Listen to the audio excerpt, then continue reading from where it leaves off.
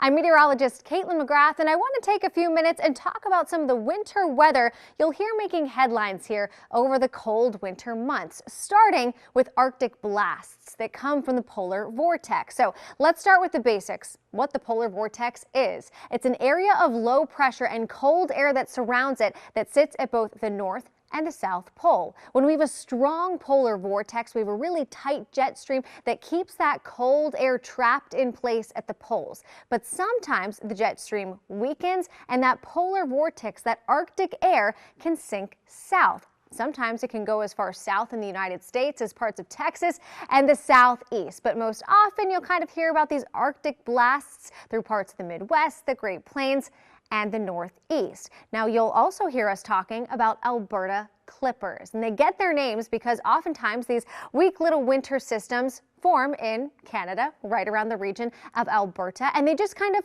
clip parts of the United States. This is the typical path that they may take as they move through the Great Plains into the Midwest, across parts of the Mid-Atlantic, and into the Northeast. They are fast moving and they oftentimes lack moisture. These are not your big blizzards, they're not big nor'easters, but they typically are enough to bring just a little bit of light snow, and oftentimes what moves in behind a clipper is really cold air and blustery wind. Just two types of weather phenomenon that you'll hear about here as we head through the next several months.